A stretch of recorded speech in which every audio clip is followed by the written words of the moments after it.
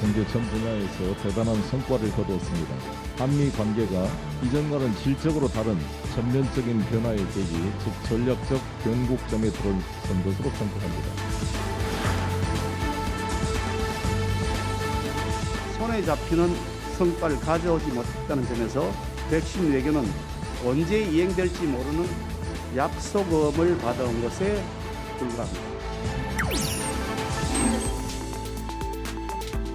여러분 안녕하십니까? 한미 정상회담이 끝난 뒤 그 성과와 과제를 두고 다양한 평가가 오가고 있습니다.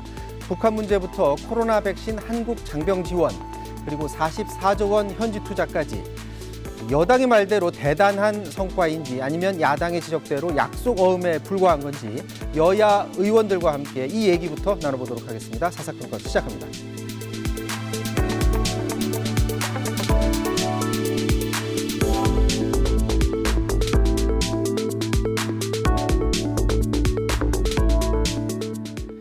네, 여의도 사사건건 오늘은 전재수 민주당 의원, 최형두 국민의힘 의원 나오셨습니다. 안녕하십니까? 반갑습니다. 네, 안녕하세요. 자, 한미 정상회담 얘기부터 해보도록 하겠습니다. 마스크 안 쓰고 171분간 회담을 했고요. 분위기도 괜찮았다고 하는데요. 뭐 지금 우리가 이 출발 전부터 강조해 왔던 어떤 백신 협력 문제, 경제 협력, 그리고 대북 정책, 그리고 한미 간 동맹까지 폭넓은 분야에 대해서 서로 얘기가 오갔고요. 문재인 대통령은 SNS에다가 이렇게 올렸습니다. 그러니까 최고의 순방, 최고의 회담이었다라고 스스로 평가를 했는데 전재수 의원님 보시기에 이번 회담 결과 어떻게 보시는지요? 네, 제가 보기에는 한 말씀으로 한마디로 정리를 하자면 서프라이즈, 굉장히 경이로운 방미 성과였다 이렇게 평가를 합니다. 이것은 문재인 대통령께서 정상회담을 하시긴 했지만 그리고 또 문재인 대통령께서 굉장히 노력을 하신 결과이기도 하고 이것은 이제 국제사회에서 대한민국이 가지고 있는 위상이 어느 정도인지를 우리가 사실은 이제 실감할 수 있는 그런 성과였다 이렇게 평가를 합니다. 국내 우리끼리 모여있을 때는 뭐 치고받고 늘 갈등하고 분열하고 하는데 세계가 또는 국제사회가 대한민국을 바라보고 있는 시각이 어떠한지를 이번 한미 정상회담을 통해서 아주 여실히 좀 확인하는 그런 성과였다고 생각을 합니다. 제가 보기에는 크게 네 가지인데요. 첫 번째는 백신입니다. 대한민국이 이제는 글로벌 백신 생산 허브 기지로 나갈 수 있는 그 이제 발판을 마련했다. 그리고 두 번째는 정말로 중요한 문제인데요. 이 경제 분야인데 대한민국의 기업이 미국에 44조를 투자를 하기로 했습니다. 그리고 이것은 이제 전통적인 개념의 한미 관계에 있어서 안보 동맹을 넘어서 가지고 이제 경제 동맹까지 나아가고 그리고 이 44조를 투자를 하는 것은 추후에 글로벌 이제 공급망이 재편이 되거든요. 이 재편되는 과정에서 대한민국이 말하자면 세계를 주도하는 그 주도 국가의 위치에 섰다라는 것. 그리고 또 한 가지만 두 가지 짧게 좀 말씀을 드리자면 자주국방의 기틀을 마련했습니다. 이게 1979년도에 한미 미사일 지침이 있습니다. 이게 쏘아 보낼 수 있는 거리도 제한을 해놨고 이 말하자면 폭탄 무게, 말하자면 탄두 무게까지 제한을 해놨는데 이번에 사거리 제한 없었죠? 사거리 제한도 없애고 막 이렇게 해놨습니다. 이것은 뭐냐면 이제는 단순하게 군사 분야뿐만이 아니고 항공우주 분야까지 산업에 미치는 영향이 대단히 큽니다. 네. 이러한 이제 자주국방의 기틀을 마련했다는 측면, 그 다음에 판문점 선언, 그 다음에 싱가포르 선언의 기반 위에서 안정적인 대북 관계를 이끌어 나가겠다는 그 합의까지 정말로 경이로울 정도의 한미 정상회담 성과를 가져왔다 이렇게 평가를 합니다. 전재수 의원님께서 자랑할 게 너무 많으셨던 것 같습니다. 자, 의원님 보시 지금 그 야당에서도 지금 당 차원에서도 의견을 내고 있고요. 지금 각 의원들도 개별로 뭐 방송이나 신문 인터뷰 통해서 의견 내고 있는데 개인적으로 어떻게 평가하십니까? 네, 무엇보다 가장 기대했던 것은 이제 백신 외교였습니다. 저희가 얼마 전에 백신 협력을 위해서 야당의 대표단 박진 위원장과 저랑 두 사람이 다녀왔는데 그 점에서 기대에 좀 못 미친 게 상당히 아쉽고요. 또 하면 그래서 지금 저희들은 당장 이제 국회가 이 양국 정상이 합의한 이 백신 파트너십을 구체화해야 됩니다. 지금 모더나와 삼성바이오가 합의한 것이 구체적으로 어디까지 나왔는지 좀 더 확인해 봐야겠습니다만 이걸 만일 그 병입 생산 원료를 가져와서 단내 병에 주입해서 나눠주는 것 정도라면은 백신 허브로서의 큰 가치는 없습니다. 그래서 국회가 백신 허브 특위를 만들어서 이 양 정상이 합의했던 파트너십을 구체적으로 이제 우리 바이오 생산 기술이 세계 최고 수준입니다. 미국은 첨단 백신 기술을 가지고 있죠. 이 두 개를 결합시켜서 우리 한국도 수요도 충족시키고 또 글로벌 백신 부족도 해소하는 그런 윈윈 전략을 가져갔으면 좋겠고 또 하나 이제 백신 수합에 대해서는 정부 내에서도 이제 상당히 기대가 상당한 성과가 있을 것처럼 조금 이야기해서 기대를 했는데 상당히 못 미쳤습니다. 지금 55만 명 군 장병에 대한 것은 반드시 필요했고 이건 저희 방미단도 미국에서 이야기를 한 적이 있습니다. 근데 이제 미국에서는 이런 겁니다. 부자 나라에서 왜 서술하지 못하고 지금 한국보다 훨씬 더 어려운 나라가 많은데 왜 백신을 한국에 우리가 줄 수 있겠느냐 이야기했는데 저희들이 달라는 것은 그냥 달라는 게 아니었습니다. 이 백신 같은 경우는 유효기간이 있습니다. 이게 무한정 냉동실에 쌓아놓는 게 아니거든요. 초저온에서도 6개월 동안 쌓을 수밖에 없습니다. 지금 미국에 여유가 생기기 때문에 어떤 백신을 공유하는 백신 배급이라든가 배송이라든가 이걸 공유할 수 있는 그런 기술적 조건들이 한국만큼 완벽한 곳이 없습니다.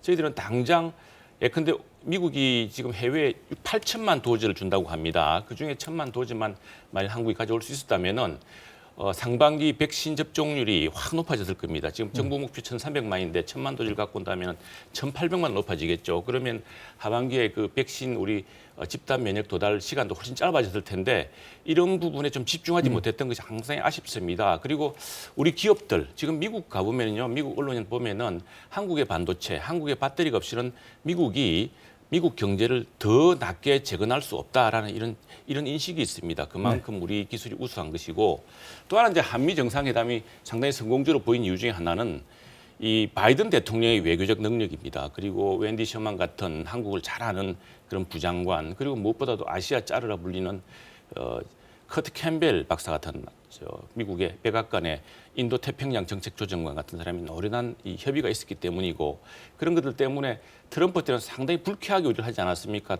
부자 나라한테 우리가 왜 주한미군을 내주냐 돈 더 내라 그러고 이런 윽박지르는 외교였다면 상당히 아주 능수능란한 그래서 오히려 한미 동맹의 복원을 이끌어낸 것은 이 바이든 행정부의 노련한 외교술인데 때문에 그 중국이 상당히 좀 긴장할 것 같아요. 예, 그런 점에서 한미 동맹의 복원 그러나 아쉬운 점은 지금 당장 국민들이 목타하는 이런 백신 수급을 좀 더 앞당기지 못했다는 점이 많은 아쉬움이 남습니다. 지금 말씀하신 백신 스와프 관련해서 왜 백신 스와프가 이루어지지 못했는지에 대해서는 정부가 따로 또 이유를 설명을 하는데 그건 잠시 뒤에 다시 얘기를 나눠보도록 하고요. 자, 한미 정상회담에서 합의한 내용, 구체적으로 어떤 내용이 있었는지 양국 정상의 얘기를 한번 들어보도록 하겠습니다.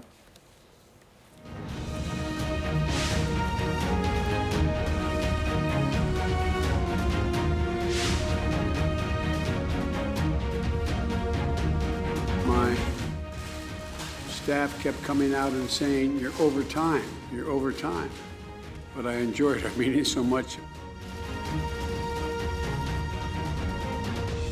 싱가포르 공동성명 등 과거 합의를 토대로 현실적이고 실용적인 접근을 통해 북한과의 외교를 모색하겠다는 바이든 정부의 대북 정책 방향을 환영합니다. Our two nations also share a willingness to engage diplomatically with the DPRK, to take pragmatic steps that will reduce tensions as we move toward our ultimate goal of denuclearization of the Korean Peninsula. 미국의 선진 기술과 한국의 생산 역량을 결합한 한미 백신 글로벌 포괄적 파트너십을 구축하기로 했습니다.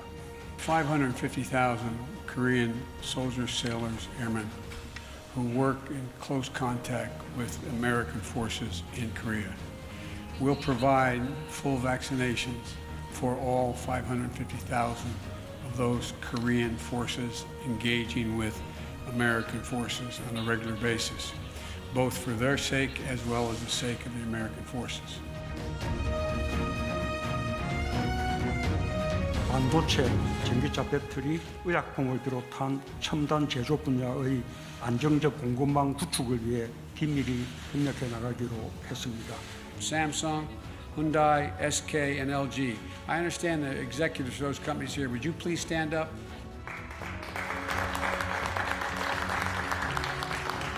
Thank you, thank you, thank you, and I think we'll do great work together.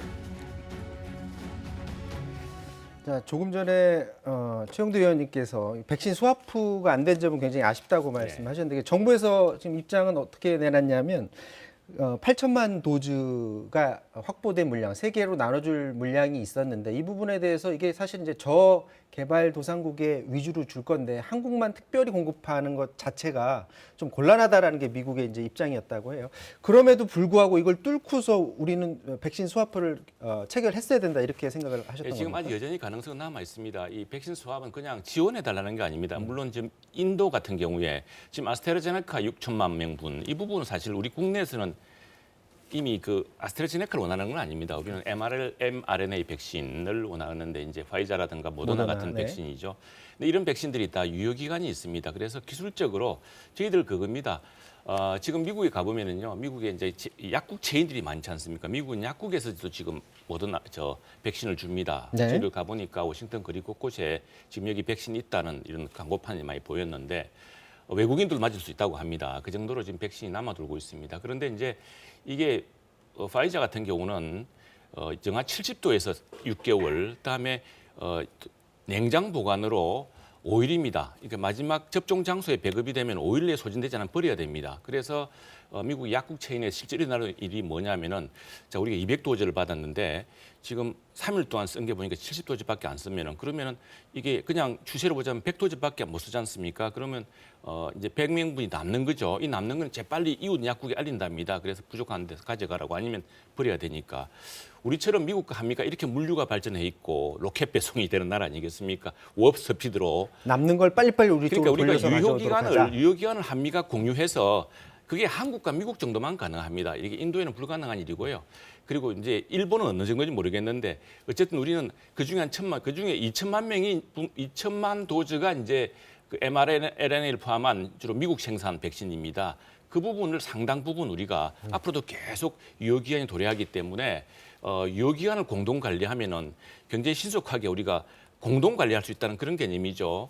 그리고 또 하나 이제 그 지금 미국에 가보니까 미국 사람들이 이렇습니다. 뭐 아니 한국처럼 부자 나라에서 못 사는 나라도 그렇게 많은데 이제 약간 이제 좀 우리로서는 좀 마문이 막히죠. 그래서 저희들이 이야기한 것이 그러나 당신들 주한미군만 다 백신 접종하면 뭐 하느냐. 합동군사훈련 해야 되는 우리 20대 장병들이 지금 백신 부족으로 긴급 백신 접종을 못 하고 있는데 그 부분이라도 최소한 다 해줘야 되는 거 아니냐. 이런 어떤 정확한 논리 설득이 네. 상당히 먹혔던 것 같습니다. 지금 뭐 그 백신 같은 경우에 최영두 의원님이 백신 스와프를 좀 아쉬워하긴 했지만 55만 명 한국 군에게 지원하는 그런 계획을 가지고 있고요.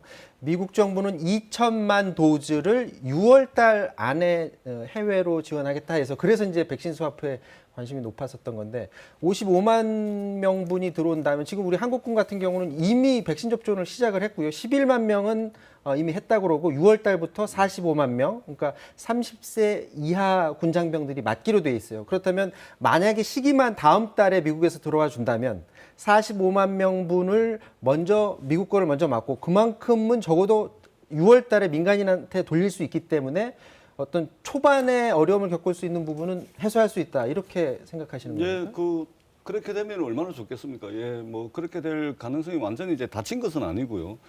다만 이제 대통령께서 미국을 방문하시기 전에 이제 백신 이야기가 나왔던 것은 우리가 이제 글로벌 금융 위기 때 왜 통화 서합을 많이 하지 않습니까? 네. 예, 미국하고 통화 서합을 해서 이제 우리나라에 이제 달러가 부족하면은 달러를 먼저 좀 땡겨 쓰고 나중에 갚아주고 또 중국하고 위안화도 하고 일본하고 이제 엔화하고도 이제 통화를 통한 이제 소합을 많이 했는데 이번에는 이제 백신 소합 이야기가 나왔는데 그렇게 되면은 굉장히 좋습니다. 그런데 중요한 문제는 뭐냐면 미국이 이제 세계 말하자면 제1의 말하자면 선도국가, 최고의 최강의 선진국 아닙니까? 네. 근데 미국 입장에서 이렇게 쭉 전 세계를 둘러보면 지금 브라질, 멕시코, 인도 막 여기는 지금 이게 코로나19에 있어서는 정부가 없는 상황이나 마찬가지입니다. 완전히 무정부 상황인 것이죠. 그래서 이게 미국이 세계 선도국가, 인류국가 측면에서 보자면 이게 한국에서 이제 코로나가 여전히 많기는 하지만 빨리 잡아야 되긴 하지만 그리고 백신도 빨리 맞춰야 되긴 하지만 미국 입장에서 보기에는 이게 한국에서 코로나는 그래도 정부가 통제 가능한 범위 내에서 관리가 되고 있다라고 판단을 하는 것이고, 반면에 2천만 도수분을 이제 세계에 나눠준다 그러면 지금 통제가 안 되는 나라들, 지금 인도가 이 지옥이 있다면은 이런 지옥이 없는 거 아닙니까? 브라질, 멕시코, 중남미 해가지고 엉망진창이거든요. 그런 측면에서 이제 미국의 입장을 우리가 좀 존중을 해준 것이고, 더 중요하게는 코로나19 이후에 이제 K바이오를 통해 가지고 대한민국이 그야말로 백신의 글로벌 생산 기지화 된다는 이 측면에 있어서는 이번에 삼성 바이오로직스하고 모더나가 협약을 맺은 이 부분은 크게 저희들이 좀 봐줘야 되지 않을까 이렇게 생각을 하고, 우리나라에 4월 23일부터 백신 접종이 시작이 되었습니다. 4월 23일 이후로 정부가 백신 공급을 계획을 세웠는데 지금 단 하루도 차이가 나지 않고 제대로 공급이 되고 있고 접종이 되고 있습니다. 그래 애초에 6월 말이 되면은 1,200만 명에 대해서 백신 접종을 하겠다 그랬는데 이미 100만 명을 초과해가지고 1,300만 명 접종 계획을 가지고서 진행을 하고 있기 때문에 통제 범위 내에 있다 이 말씀을 드리겠습니다. 지금 방금 말씀하실 때 단 하루도 차질이 없었다고 했는데 사실은 뭐 KBS를 비롯한 여러 언론들을 통해서 일부 지역에서 차질이 있었던 점은 사실은 보도가 됐었던 점이 있었습니다. 자, 이어서 북한 얘기 좀 해봐야 될 것 같습니다.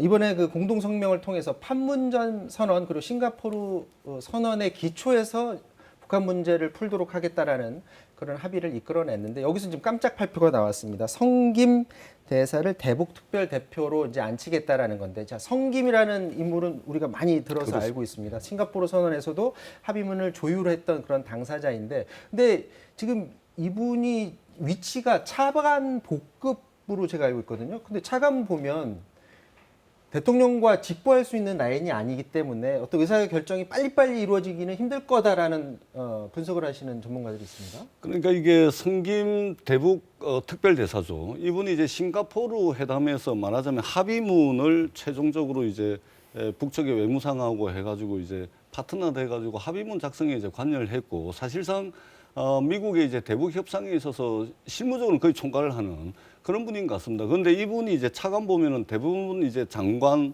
그 밑에 차관, 그 밑에 차관보, 그 다음에 1급, 2급 이렇게 네. 내려가는데 차관보가 낮은 직급이 아닙니다. 굉장히 높은 직급이고, 더더구나 성김 이 대북 특별대사에 대해서는 이 형식을 중요하게 저희들이 봐야 됩니다. 예를 들면 그냥 일상적으로 미국 정부가 인사 발표하듯이 하는 것이 아니고, 한미 정상 간의 정상회담 기자회견에서 전격적으로 바이든 대통령께서 발표를 한 겁니다. 네. 이것이 던지는 메시지는 이러한 형식을 갖춰서 성김 대북 특별대사를 임명을 했다는 것은 바이든 행정부에서 바이든 대통령이 이 성김 특별대사를 얼마나 비중 있게 다루는지를 형식을 통해서 보여줬다라는 생각이 들고, 다만 차관보이기 때문에 대통령하고 직보가 되냐 안 되냐 이 문제하고는 굉장히 틀린 문제다.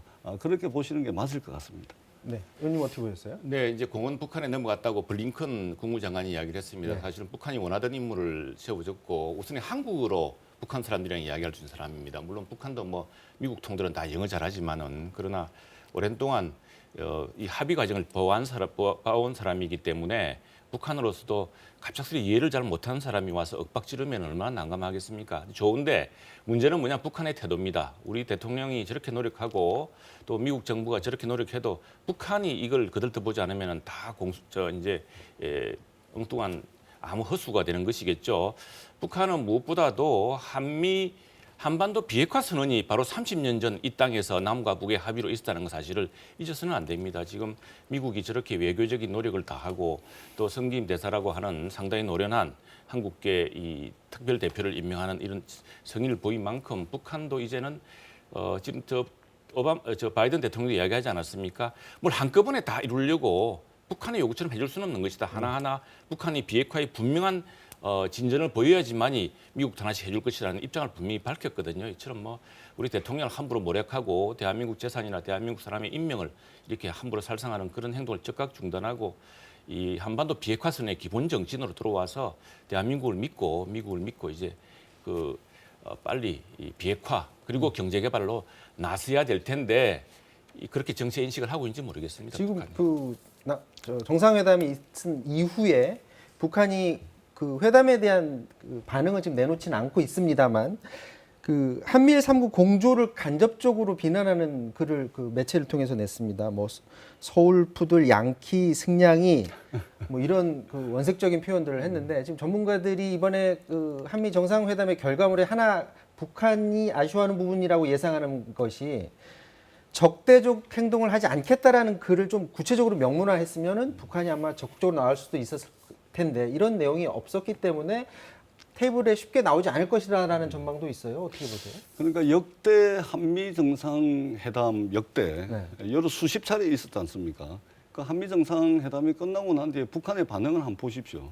일관되게 그러한 스탠스를 취해 왔습니다. 그래서 이번에 바이든 대통령과 문재인 대통령 사이에 한미 정상회담에 대한 논평이랄까 입장 발표랄까 이것은 기존에 해왔던 스탠스 그 연장선상에 있는 것이기 때문에 크게 의미를 부여할 필요가 없습니다. 다만 가장 중요한 것은 북한 입장에서는 어떤 미국의 제재라든지 적대적 조치를 취하지 않겠다라는 것을 굉장히 이제 명시적으로 했으면 좋았겠지만 기본적으로 바이든 행정부의 대북 정책이라는 것이 이전에 트럼프 대통령 계실 때 판문점 선언이라든지 그다음에 싱가포르 선언을 기반으로 해서 대북 정책을 안정적으로 해나가겠다라는 입장을 명확히 밝혔기 때문에 이 부분에 대해서 북한이 이제 미국의 의도가 무엇인지 그다음에 향후 바이든 행정부와의 관계를 전략적으로 설정을 해야 되지 않습니까? 그런 측면에서 이제 북한의 전향적인 자세 태도 네. 이것에 변화가 있을 거로 저희들은 생각을 하고 있습니다. 지금 뭐 북한이 반응을 바로 내놓지는 않았지만 과연 언제 테이블에 앉는 것을 과연 응할 것인가 그리고 문재인 정부 안에서 어떤 그 방향 국면 전환이 좀 이루어질 수 있을 것인가 그 부분도 좀 궁금한데 어떻게 보세요? 예, 지금 북한 당국이 좀 분명한 판단을 해야 됩니다. 제가 이제 워싱턴에 가 있는 동안 조마조마했던 것이 가자 사태였습니다. 2000년에 빌 클린턴 전 대통령이 평양을 방문하려고 그랬습니다. 그러다 북미 정상회담이 평양에서 이루어졌으면 상당히 진전이 이루어졌을 겁니다. 근데 그 당시에 북한도 주재했고, 근데 당시 미국의 발목을 잡았던 게 중동 평화 협상이었습니다. 그것 때문에 못 갔거든요. 이런 어떤 모멘텀을 잘 살려야 되는데 저는 이번에 그렇게 바이든 행정부가 외교의 복원을 통해서 동맹과 함께 이 북한 비핵화 문제에 적극적으로 외교로 나서겠다고 하는 이 좋은 기회에 북한이 이것을 외교적 노력을 좀 이렇게 맞장구 쳐줘야 되는데 여기에 또 어짱 놓고 다른 눈치 보고 하다가 또 기회 놓치고 중동 사태가 악화되면 어떡하나 걱정. 다행히 이제 가자에서는 평화 협정이 휴전이 이루어졌습니다. 이루어져서 다행스러운데 이 기회를 놓치면 안 되고요. 아까 우리 전재석 의원도 말씀하셨지만 미국이 한반도만 바라보고 있지 않습니다. 전 세계 위기에 직접 직면해 있기 때문에 그래서 오히려 북한은 정말 지금 이번에 우리 문재인 대통령 사진을 찍었다지 않습니까? 지난번 판문점 회담인가 이때 그렇게 하면 안 됩니다. 이건 우리 민족끼리 늘 민족끼리 이야기하지 않습니까? 우리 대한민국을 믿고서 대한민국은 핵을 포기하고서 그리고 핵 발전을 통해서 10대 경제대국을 이루지 않았습니까? 우리 동족을 믿어야죠. 믿고 우리랑 협상해야지 자꾸 너무 미국 눈치 보고 미국 끌어당겨서 다 해결된다 생각하면 큰 오산입니다. 제가 짧게 한 말씀만 드리겠습니다. 우리가 지금 남북 사이에 이게 분단 70년에 이게 한 맺힌 시간이 흘러가고 있는데 이게 지난 70년 세월 동안 얼마나 적대적 그 행위들이 반복되고 이래 해왔습니까? 그렇기 때문에 적어도 남북 관계, 북미 관계 이것은 우리가 한 가지 사건을 가지고 뭐 크게 키운다거나 그것만 가지고서 바라보는 것이 아니고 이 분단 70년의 전 과정을 통틀어 가지고 봐야 되기 때문에 긴 호흡으로 봐야 되기 때문에 우리가 조금 더 차분하고 조금 더 전략적으로 접근할 필요가 있겠다. 그래서 뭐 한미 정상회담을 했으니 당장 성과를 내놔라 이런 식이 아니고 긴 호흡으로 좀 바라보는 그런 좀 자세가 필요하지 않을까라는 생각을 합니다. 저희가 한미 정상회담 얘기 너무 많이 하더라고요. 정치권 이슈를 좀 짧게 얘기해야 될 것 같습니다. 어제가 그 노무현 전 대통령 서거 12주기였는데 봉화마을에 여야 의원들이 나왔습니다. 그리고 여권 대선 후보들도 총출동했다라고 하는데요. 잠깐 영상 보고 오도록 하겠습니다. 12주기 추도식에서 노무현 전 대통령의 애창곡이었던 상록수가 울려 퍼집니다. 송영길 대표와 민주당 지도부 국민의힘 김기현 대표대행, 정의당 여영국, 열린민주당 최광욱 대표, 이낙연 전 대표와 정세균 전 총리 등 70여 명이 참석했습니다. 바보 노무현 소리를 들으시면서도 어려운 길을 마다하지 않으셨습니다. 바보 노무현의 삶처럼 분열과 갈등을 넘어 국민 통합과 사람 사는 세상을 만들기 위한 희망을 놓치지 않겠습니다. 더 나은 사회, 통합된 대한민국으로 갈 수 있을 것이다. 그런 점에서 두 분의 참석이 더 고맙습니다. 국민의힘 김기현 원내대표는 권양숙 여사에게 깍듯이 인사해서 눈길을 끌었는데요. 통합의 정신이 아쉬운 요즘 시점에 고 노무현 대통령님께서 남기신 그 뜻을 우리의 이정표로 삼아갔으면 좋겠습니다. 여권 대선 주자들 모두 노무현 정신 계승을 이야기했습니다. 대통령께서 저희들에게 남겨주신 숙제를 제대로 이행하고 있는가 하는 것을 무겁게 반성하곤 합니다. 상주 역할을 했습니다. 노무현 대통령을 사랑하는 시민들이 이렇게 많구나. 이제 그걸 그때 깨달았고 정말 그때 지켜주지 못해서 미안합니다. 또 지난 6일 먼저 참배하고 간 이재명 지사는 SNS에 새로 태어난 수많은 노무현 중 하나로서 당신의 꿈을 현실로 만들기 위해서 온 힘 다해 노력할 것이라고 했습니다. 자, 김부겸 총리 비롯해서 지금 통합 얘기를 추도식에서 한 사람들이 많은데 지금 노무현이 남긴 숙제에 대한 고민들이 많은 것 같습니다. 노무현이 남긴 숙제 과연 어떤 거라고 생각하십니까? 네, 저도 이제 노무현 대통령 네 분 옆에서 제가 청와대 부속실장을 하면서 이제 가까이서 모신 입장에서 이게 노무현 대통령 기일이 다가오면 마음이 남다를 수밖에 없는데 이게 지금 12주기의 노무현 정신을 이야기하고 노무현 대통령께서 남기신 과제 이야기를 하는데 아마 120년이 노무현 대통령 서거 120주기가 돌아와도 저희들이 아마 같은 이야기를 하고 있을 겁니다. 우리 공동체가 직면하고 있는 문제점들이라는 것이 계속해서 생겨날 수밖에 없고 그렇긴 하겠지만 적어도 이 시대에 있어서 노무현 대통령께서 저희들께 남긴 과제는 저는 우리 국민 한 분 한 분이 정치, 경제, 사회, 문화 모든 분야에서 개인의 존엄성이 한 분 한 분이 오롯이 보장되는 그런 사회를 만들어 나가는 것이 오늘날 저희 정치권에게 주어진 과제가 아닐까 이렇게 생각을 합니다. 자, 국민의힘 김기현 대표 대행은 이렇게 얘기합니다. 통합의 정신이 요즘에 노무현 대통령이 남긴 뜻을 이정표로 삼았으면 좋겠다라고 말을 했습니다.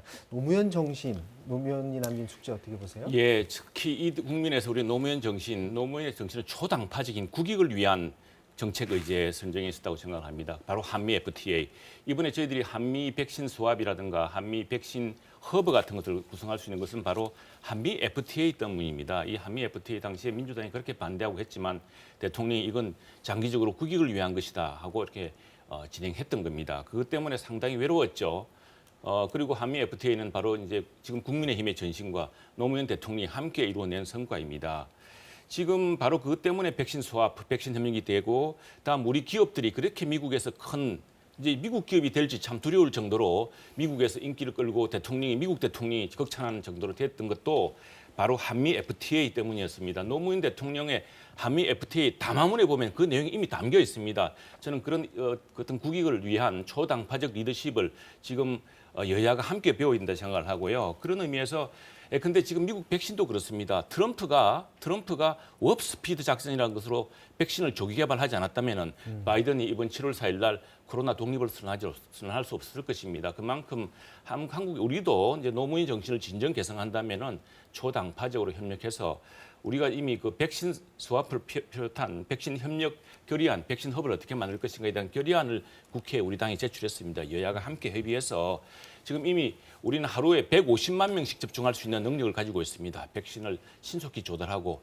장기적으로는 백신 허브가 될 수 있도록 여야가 협력해야 된다. 바로 이 지점이 노무현 정신이 진정 이 시대의 구체적 지침으로 알려주고 있는 거라 생각합니다. 자, 끝내기 전에 한마디만 듣도록 하겠습니다. 지금 국민의힘에서 이제 당대표 선거전을 지금 치르고 있는데 중진급에서 5명 그리고 신예 3명으로 지금 간추려져 있는 그런 상황인데 그동안의 전례로 봤을 때는 뭐 지역 간 대결이라든지 아니면 뭐 계파 간, 친이 친박해서 계파 간 이런 대결이었었는데 이번에는 확실하게 세대 간 대결로 좀 비춰지는 면이 있습니다. 지금 남은 변수 있다면 뭐가 있을 수 있는지 짧게 좀 말씀해 주시겠습니다. 예, 이제 세대 간 변화에 대한 것과 변화와 경륜 항상 이게 서로 이제 균형을 맞춰야 되는 것이죠. 우선에 그 젊은 후보들이 이 선풍을 일으키고 있다는 것은 굉장히 좋은 신호라고 생각합니다. 그만큼 국민들이 국민의힘에 대한 기대가 크고 이제는 좀 바꿔주기를 바라는 그런 이제 이 상당히 그 여망이 크다는 걸 느끼는 순간이었고요. 또 여기에서는 바로 그렇기 때문에 대통령 선거에서 승리하고 또 국민의 여망을 담아내기 위해서는 그런 참신함과 함께 또한 경륜이 필요하겠습니다. 이 앞으로 관전 포인트는 이 참신한 변화에 대한 열망과 경륜, 경험이 어떻게 조화되는 것인가. 과연 국민들은 그리고 우리 당원들은 어떤 선택을 할 것인가. 정말 하루하루 지켜보는 것이 흥미로운 이 관계라고 하겠습니다. 뭐 만약에 이제 당대표로 신예가 만약에 된다면 국민의힘에 큰 변화가 올 수 있다고 보십니까? 저는 국민의힘 최근 이제 당대표 경선 레이스를 보면서 사실대로 말씀을 드리면 부럽습니다. 예, 되게 부럽고요. 국민들께서 역시 이제 기존의 리더십 말고 조금 더 역동적이고 젊은 리더십을 원하는 이런 국민들의 요구가 이제 분출하고 있는 것으로 보고 있고 굉장히 부럽습니다. 그러한 에너지를 좀 우리 여당도 그런 것들은 좀 반면교사 삼아가지고 조금 더 국민들 요구에 대해서 좀 역동적으로 대응하고 하는 부분들이 좀 필요하지 않을까 이렇게 생각을 하고 대한민국 정치 발전을 위해서 굉장히 좋은 일이다. 저는 그렇게 평가를 합니다. 뭐 전재수 의원이 말씀하신 거 비슷한 내용을 지금 민주당 의원들이 이 자리에 나와서 대부분 비슷한 얘기들을 하시더라고요. 지금 국민의힘이 내일 예비 경선 후보자 비전 발표회가 있고요. 컷오프 결과 그러니까 예비 경선을 통과한 그 결과는 금요일 날 나온다라고 합니다. 과연 누가 올라올지부터 지켜봐야 될 것 같습니다. 여기까지 하겠습니다. 지금까지 최영도 전재수 의원과 말씀 나눴습니다. 고맙습니다. 네, 고맙습니다.